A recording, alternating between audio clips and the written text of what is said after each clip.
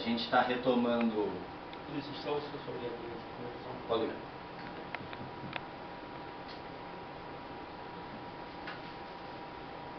Muito bem, estava largado. Então, obrigado por vocês terem vindo, vai chegando mais gente, como a Janine, por exemplo, chegando.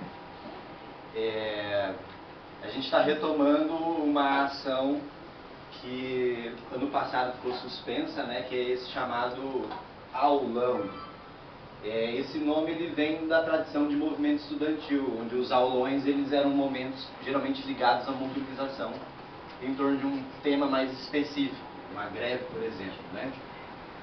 Então a ideia é que é uma atividade onde tem mediadores responsáveis por falar de um assunto, mas esses mediadores eles não vão falar o tempo todo previsto para o aulão como numa aula expositiva, por exemplo. A ideia de mediador é justamente o quê? Se faz uma fala disparadora, breve, aí 15 minutos, 20 minutos cada um, e depois se abre para o debate de maneira bastante horizontal, para todo mundo falar, todo mundo expor, todo mundo poder contribuir com a conversa, né? Então não vamos nos intimidar com o fato de estarmos com microfones aqui, né? A gente fica um pouco meio estranhando, assim, parece um negócio meio show, assim, mas é também para o registro posterior do que a gente vai debater aqui. Para quem não me conhece, meu nome é Luiz Bosco e a minha formação é em psicologia. Mas, nossa, mas o que tem a ver falar com democracia e estado de exceção? A gente chega lá, vamos ver. E esse aqui é o Diogo, filósofo e historiador. Nós somos professores também. Mas a gente não está aqui então na posição de professor, a gente vai mediar, dando o começo do debate acontecer, né? Evidentemente que a escolha desse tema, que não foi feita por nós dois, ela foi feita por todo o coletivo, jogada essa ideia para o coletivo topou, ela tem relação com o que vem acontecendo no nosso país desde a destituição da presidenta Dilma Rousseff e com o subsequente julgamento do ex-presidente Lula. Então a gente, nos nossos debates, a gente achou importante resgatar algumas ideias e colocá-las em movimento para a gente pensar o que está acontecendo nesse momento no nosso país. E também tomar esses fatos de agora como analisadores históricos para outras questões, que inclusive não se restringem a esse recorte histórico desde a deposição da Dilma ou até mesmo desde o governo PT, são questões até seculares, a gente pode dizer, né? A gente tinha combinado previamente aqui de eu fazer uma fala bem curtinha para a gente resgatar os conceitos que estão aí no título da nossa fala, né? A democracia e o estado de exceção. Evidentemente, respeitando o conhecimento que eu imagino que a maioria de vocês já tem, mas a gente resgata isso só para dar aquele empurrãozinho no debate, né? É interessante a gente resgatar a ideia da democracia moderna, essa democracia que vai ganhar sua forma a partir da Revolução Francesa, final do século XVIII, que ela está ligada à ascensão de uma classe social, ao poder, em contraposição à classe social predominante, que era, de uma maneira geral, as monarquias, em suas diferentes estruturas, suas diferentes conformações, mas eram as monarquias. E as classes burguesas, elas vão assumir o poder mediante uma série de revoluções, com seus diferentes processos, mas o mais conhecido, o central, o grande catalisador é o da Revolução Francesa, que é considerado o grande marco histórico das revoluções burguesas. Houveram várias outras, de várias outras formas, mas esse momento é considerado um momento chave. O surgimento da democracia moderna, então dessa democracia burguesa, ela traz a ideia, entre outras, de que todos são iguais perante a lei. Um chavão repetido por inúmeros meios, de inúmeras formas, todos são iguais perante a lei. A ideia aí era derrubar os privilégios das classes feudais e permitir o acesso da burguesia, que não teria acesso ao poder por meio do direito de sangue, somente pelo seu direito econômico, pelo seu poder econômico. Então, quando se instaura a ideia de que todos são iguais perante a lei, a ideia é derrubar a concepção de que havia privilegiados devido ao direito de sangue, ao direito do trono, ao direito que as terras lhe concediam. Mas surge ao mesmo tempo a ideia de estado de exceção. A primeira ideia de estado de exceção é estado de sítio. Daí era a ideia de que poderia se declarar uma suspensão das leis e do exercício ordinário de se defender essas leis através do Estado, da divisão dos três poderes. Podia se suspender esse exercício ordinário em função de se defender a própria lei, em função de se defender o próprio Estado. Esse aparente paradoxo, ele na verdade visava o quê? Proteger o poder dessa classe que chegou lá em cima, digamos assim, né? Porque não era simplesmente então declarar o estado de sítio para proteger o país de ameaças internas. Rapidamente o estado de sítio é usado também para conter tumultos, para conter a sedição interna, para conter levantes civis contra esse novo poder estabelecido. Então o estado de exceção, ele já nasce configurado não simplesmente como uma forma de se proteger o país contra possíveis inimigos, mas se proteger a classe dominante contra aquelas outras classes que quisessem derrubá-lo. O estado de exceção, então, ele não vai ser simplesmente na história da democracia na qual a gente vive, uma situação que vai acompanhar os chamados regimes ditatoriais ou os momentos de guerra. Mas ele é também um estado permanente de exceção dentro do Estado de Direito no qual a gente vive. Por quê? As classes trabalhadoras, os pobres, os negros, as mulheres, os indígenas, os homossexuais, entre outros, eles vivem permanentemente sob exceção. O Estado de Direito, em seu pleno funcionamento, ele não é garantido para todas as pessoas dentro de uma determinada sociedade, como o seu ideal prevê. Para esses outros grupos, para os grupos oprimidos, se trata de um estado de exceção que nunca cessa. Pois nós temos aí, com relação a esses grupos, violações de direitos, nós temos falta de garantias sociais mínimas, entre uma série de outras questões.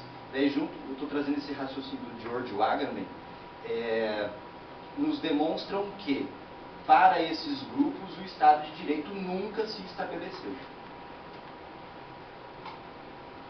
Queria falar um pouco do caso, por exemplo, bastante conhecido do Rafael Braga, né? Por que começar com o caso do Rafael Braga e não começar do Lula? A gente está falando de uma situação que ela é emblemática para uma série de coisas. A gente está falando então, para quem se lembra com muita clareza, né?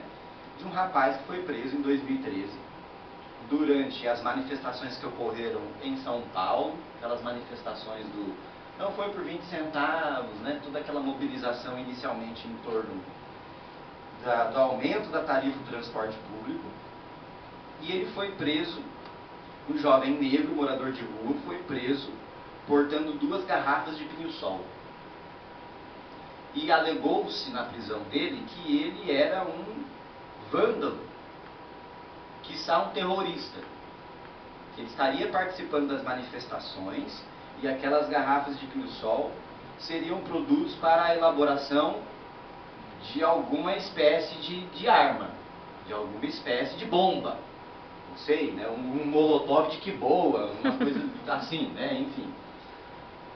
E os movimentos sociais, eles se mobilizaram em torno da prisão do Rafael Braga, porque ali tem uma simbologia do arbítrio que é muito importante para a gente pensar.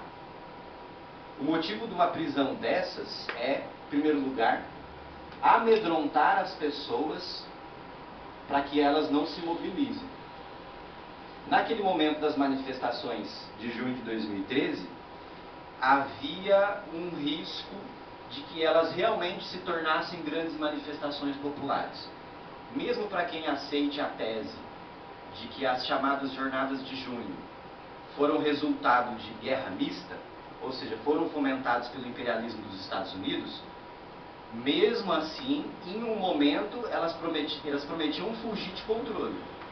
Elas prometiam ter a adesão de classes populares que geralmente não participam de movimento estudantil, que não participam da mobilização contra o aumento da tarifa do transporte público, entre outras coisas. Aí a figura do Rafael Braga surge como uma figura perfeita para amedrontar possíveis classes populares que viessem a tentar aderir a esses movimentos. Por quê? Por ser um jovem negro morador de rua, ele poderia ser preso, como a figura estereotipada do bandido vândalo, e devido ao recorte de raça no nosso imaginário, não iria atrair empatia. Porque devido ao racismo impregnado no nosso imaginário, automaticamente já pensaríamos, ele tem mesmo cara de bandido. Se eles prendessem como símbolo um jovem branco de classe média, um ativista de movimento estudantil ou algo assim, isso provocaria empatia. Vocês estão conseguindo imaginar a cena? Se aparecesse no Jornal Nacional, eu lá, como estudante de graduação, com 24 anos de idade... Que, aliás, foi um motivo que explodiu mesmo depois das outras manifestações, se você lembrar. Porque eles atacaram, por exemplo, jornalistas. Ah, sim. Aquela jornalista da Folha que foi baleada. Jovem ativista, estudante da USP de jornalismo, foi atingido com bala de borracha no peito e acabou sendo preso pela PM paulista, blá blá blá blá blá. Sim, sim. Então, se é o jovem branco de classe média, estudante de graduação, isso vai provocar empatia, e a tendência era que crescesse a resistência à repressão àqueles movimentos que naquele momento estavam prometendo se ampliar. Agora, por ser um jovem negro morador de rua, é daqui para ali. Bom, ele é um perigo mesmo. Aí, quem estava fazendo 2 garrafas de pinho-sol na rua? Quem que anda com pinho-sol na rua? Foi também que ele estava com 0,7 miligramas, era bem pouco maconha, era assim. É que ele foi preso no momento, solto, e prenderam de novo com as drogas. Supostamente por porte de drogas. Era 0,7 gramas, ou era 1/7 de grama que ele tinha ali. Uhum. Não era nada. Não se prende nenhuma pessoa, a não ser que ela seja negra, por essa quantidade de maconha. Sim, sim. Então é emblemático a gente pensar o caso Rafael Braga como a aplicação concreta da situação de estado de exceção. Preso, sem fundamentação, certo? Só que essa prisão sem fundamentação não vai nos comover, porque é negro, é pobre, é morador de rua. Certo? E aí eu tenho alguns números, vou falar bem rapidinho, para já passar para o Diogo, sobre dados estatísticos aqui, para a gente ter algo de empírico nesse nosso discurso sobre o estado de exceção, né? São dados de 2016, tá? Do Departamento Penitenciário Nacional. Então, 40% da população carcerária no Brasil não foi julgada ainda. Não foi julgada. Estar preso sem julgamento é uma arbitrariedade tremenda. Uma arbitrariedade tremenda. Típica de estado de exceção. Mas nós vivemos um estado de exceção, a tese que eu estou definindo aqui é um estado de exceção para uma parte da população, não para todos, né? Da população carcerária brasileira, 64% são negros. Das mortes por intervenção policial em 2016, que foram 4.224 mortes em intervenção policial. Quem aqui mora numa cidade de 4.000 habitantes? Eu. Então, uma cidade do tamanho da sua inteira morreu em 2016. Para não ficar sem falar do outro lado da moeda, em 2016, 437 policiais mortos em ação também. Das pessoas mortas por intervenção policial, 76% negros. Dos policiais mortos em ação em 2016, 56% negros. Nesse ano de 2016, houve 61.000 619 mortes violentas. Uma cidade um pouco menor do tamanho de Tupã, onde eu nasci. Morreu por morte violenta em 2016. E aí, combinando essas informações, a gente tem aqui essas mortes, essa arbitrariedade, ela tem rosto, ela tem cor. Isso é fato social, demonstrado estatisticamente, não é um achismo da nossa cabeça, certo? Quando a gente vai cair para o caso Lula, a questão aqui é a preocupação minha, e aí o Diogo vai entrar mais a fundo em outras questões do caso Lula, é o símbolo que ele é. Existe um ponto óbvio da discussão que é, se o Lula, sendo o grande capo de tutti-capi, como dizem, o grande bandidão maior do Brasil, do universo, de todos os tempos, está sofrendo arbitrariedades processuais, imagine nós, cidadãos comuns, estamos andando aí na rua, né, no dia a dia. Mas a questão aí da arbitrariedade, a gente não precisa pegar minúcias do processo jurídico dele, agora na segunda instância, até porque não é da nossa alçada, isso daí dá uma discussão interminável. A gente tem que pegar coisas do início. Quais coisas do início? Primeiro, não existe investigação chefiada por juiz. Quem chefia a investigação é a polícia e Ministério Público, promotoria. Quem vai arbitrar dizer se é culpado ou inocente não pode conduzir investigação. E desde o início, quem conduziu essa investigação, o meritíssimo, já foi tomado como uma figura midiática, aparecendo na televisão, posando para fotos com a oposição política ao ex-presidente Lula, né, ao Partido dos Trabalhadores, numa evidente ação de uma montagem judicial que parece não estar muito afim de condenar todos os setores políticos, mas de condenar determinadas orientações. E aí vai de cada um, da opinião de cada um, a culpabilidade ou não do Lula. Para mim a questão mais importante é, Lula condenado, nós temos um cheque em branco assinado para que se faça qualquer arbitrariedade com todas as esquerdas. Todas. As extremas esquerdas, anarquista, black bloc, socialista libertário, esquerda centrão, esquerda reformista, para todas. Para quem não gosta do Lula, para quem gosta, para quem nunca votou no Lula, para quem sempre votou, para quem odeia Lula, para quem idolatra. É problema para todas as esquerdas, porque ele é o símbolo máximo das esquerdas. Ele caindo, vira uma terra, quase uma terra arrasada, podemos dizer assim, no sentido assim, agora podemos fazer tudo. Agora podemos fazer tudo. Agora está tudo liberado. Então, para passar para o Diogo, é esse o ponto que eu penso para jogar para a gente discutir, né? A questão do estado de exceção, então, ela não se põe, às vezes, na situação de guerra ou de tumulto, de dissidência interna. Ela é um estado permanente de exceção para parte da população. E isso fica evidente nesses fatos históricos que a gente está presenciando. Muito obrigado. Bom, depois dessa fala do Luiz, a gente fica até meio sem saber se vai conseguir dar conta de falar mais coisas, né? Mas, porque você contemplou bastante parte. Quem não sabe, então, meu nome é Diogo, minha formação é História e Filosofia. E, enfim, como a gente já vinha pensando, né, nas reuniões aí, as últimas do próprio coletivo do Geni.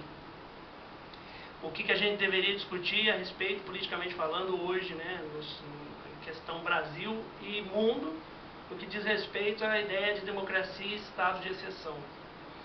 E, muito curiosamente, o nosso problema realmente ele nasceu, de certa forma, lá em 2013, né, talvez até antes, com a crise do capitalismo, de 2008, obviamente, essa última crise que vem se arrastando, e a gente sabe muito bem que os interesses internacionais do capital não iriam perdoar esse momento que eles tiveram esse abalo.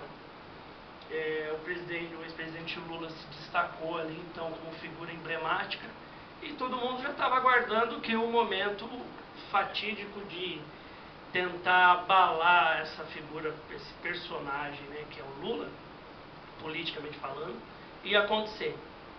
Bom, e aí os fatos então vão se desenrolando ao longo de 2013, quando a direita midiática e provavelmente também, né, a gente já sabe, internacional, no caso, com relação aos interesses do capital, tomam conta das manifestações de 2013, se apossam dessa proposta. A gente já sabe, já discutiu, todo mundo aqui, e aqui tem colegas aqui que são também especialistas no assunto, sabe como foi que se desenrolou.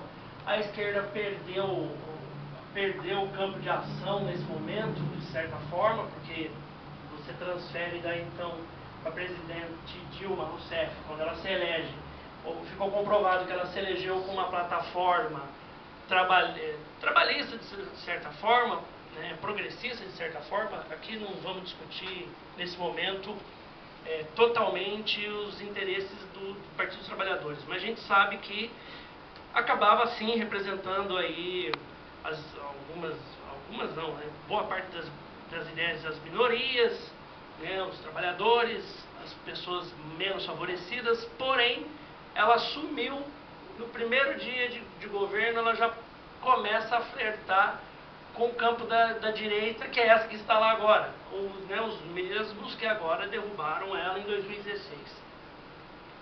O próprio Michel Temer representa esse interesse. Então a gente já começa a ver ali que não seria fácil para a gente conseguir sustentar esse movimento progressista. Bom, como o Luiz também já falou, onde isso tudo vai se engrenando, né, na perda de direitos progressistas dos trabalhadores, né, a nova CLT, a reforma previdenciária que está em pauta, enfim, coisas que não são do interesse de quem votou na Dilma, inclusive. Se votou nela e votou no Temer, que é o argumento que se tem, o Temer já não encampa a mesma proposta. Bom, e aqui não se discute, obviamente, a inocência ou a santidade de ninguém. Se há mesmo culpabilidade e imputação de crime na figura própria Dilma Rousseff ou do ex-presidente Lula, que sejam investigados com rigor da lei, né, dentro do Estado Democrático de Direito. Porém, o que a gente tem, o que se debate muito, o que a gente pode notar, é que esse Estado Democrático de Direito foi perdendo espaço para um Estado judiciário, né, policialesco judiciário. E aí, no caso, como estou até aqui ao lado do Kafka, né, o processo, o Luiz que trouxe, mas me fez lembrar, né, o Joseph K., que um dia acordou sendo investigado por algo que nem ele sabia o que era e ficou sem saber até o fim, né? Enfim, nós temos aí o caso, então, do presidente Lula, que vem arrolado por dois princípios: a investigação da Lava Jato e o próprio Dallagnol, com aquela ideia das 10 medidas anticorrupção. E, como o Luiz colocou, a figura do Rafael Braga não se distancia muito da do Lula. Cada um guardado a sua proporção e a sua relevância e a sua espécie, né, de investigação, obviamente. Os dois representam a mesma ideia, né, a mesma tentativa: eliminar os direitos das minorias e da esquerda e dos progressistas, talvez progressistas até de direita, onde eles vão fazer o máximo possível para cercear todos os direitos possíveis dessas pessoas. O próprio caso do Dallagnol, né, que não nos esqueçamos, é aquele que acusou o Lula, né? Todo mundo sabe dessa história do PowerPoint, né? Bem, todo mundo sabe como funciona. É onde todos os indícios e suspeitas e convicções apontavam para aquela figura que é o Lula. Realmente o Lula é fenomenal, é extraordinário. Ele consegue ter todo esse poder que ele tem, e ninguém lembra de outras figuras e personagens, e a gente vai vendo os reflexos disso, né? Quando você abre lá a internet e tem uma notícia assim: investigação contra fulano de tal, caiu como é que a gente fala mesmo? Prescreveu, e prescreveu, então deixou de ser investigado. Fulano A, fulano B, né? Não precisamos nem citar os nomes, a gente já sabe quem se trata. Mas a investigação contra o Lula contou com coisas que inclusive são do próprio interesse das 10 medidas anticorrupção. Você fazer um flagrante surpresa. Então, como chegar um belo dia de manhã, 6 horas da manhã na casa do Lula, para tentar fazer uma condução coercitiva, e aí você pode fazer isso desde que boa fé, quase como que plantar provas contra ele. A possibilidade de repente, esse político, se você não tem muitas provas contra ele, você usa realmente dos indícios e das suspeitas, jogar todo esse tipo de ação contra políticos de maneira apolítica, né, ou antipolítica, para a mídia. Então joga-se para a mídia espetacularmente falando, e aí as pessoas acabam se convencendo de que tudo aquilo é verdade, é real, né? Quem contra-argumenta dizendo que não é nada disso, vocês estão enganados, como nós aqui estamos tentando refletir sobre, né? Já vai ser visto como um apátrida ou algo parecido com isso, ou seja, você então apoia a corrupção, então você tem o seu bandido de estimação, etc. E tudo que a gente está tentando pensar é que quando você está quebrando regras como essa, regras como possibilidade de tirar até uma certa medida de habeas corpus, dependendo do caso que eles estão colocando lá, tudo isso vai fazendo com que as pessoas comuns, como o Luiz disse, fiquem também daqui a uns dias possivelmente sem esse direito, porque você abre precedente, está abrindo a possibilidade de pessoas comuns como a gente também não se defender, né? Ou não conseguir se defender apenas embasado em suspeitas e etc. Então, e aí o movimento da direita não está só no Brasil, infelizmente, a gente começa a descobrir que é o mundo inteiro, de certa forma, né? A Europa, representada aí no movimento que houve na França, depois no Brexit, todo mundo aqui já deve ter falado disso, eu mesmo já falei em outros lugares, e o próprio Trump representam isso, né? Representa essa caminhada ultraconservadora, reacionária da direita. Mas o Lula, de fato, aí é que está a grande questão. Ele tem sido visto no mundo inteiro também como injustiçado, né? Em muitos países, outros países sérios, que têm uma imprensa muitas vezes também séria, começam a perceber que não está tão correto o processo judicial contra o Lula nesse caso, né? No caso do triplex e depois do sítio também de Atibaia. Bom, onde vamos acabar com isso? Acabamos então com essa exposição midiática que tem, infelizmente. Tem um lado positivo, tem um lado negativo, a gente já sabe como é que funciona. Mas aí você tem essa tentativa de dissociar o campo da política, né? Desmembrar o campo da política, e pessoas que vão se afigurando como essas pessoas que se dizem apolíticos, gestor, todo esse discurso que é uma pura ladainha, porque a gente sabe que não tem nada disso. Eles são políticos, tão políticos como todo mundo está aqui, né? Todo mundo tem lado, todo mundo tem algo para pensar, refletir. O que eles estão querendo cercear até a possibilidade de debate, né? O que é escola sem partido se não é tirar a possibilidade de debate, né? Democrático, saudável, claro. Então, no caso do Lula, e a representação disso é que, disfarçado, travestido nesse sentido, né, digamos, arautos da ética e da justiça, eles usam do direito como máquina, instrumento e ferramenta para desestabilizar e desmoralizar personagens políticos como Lula e outros personagens da esquerda, e quem eles quiserem também. Porque esse disfarce, né, de legalizado faz com que eles instaurem à torta direita, da forma como eles quiserem, o Estado judiciário e policialesco que eles têm intenção de montar nesse momento. A gente já sabe disso. E as pessoas acabam se convencendo, porque, afinal de contas, todos são contra a corrupção.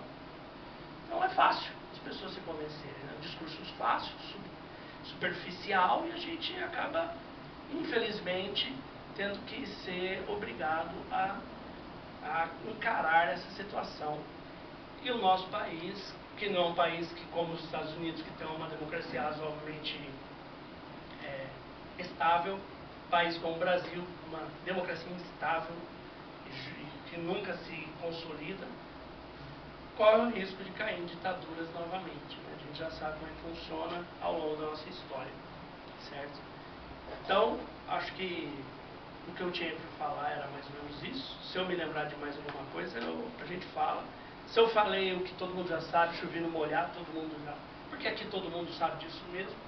A gente só tem que refletir até que ponto que a gente pode e a gente consegue combater e ir para o embate, né, contra todo esse estado de situação que a gente vive agora.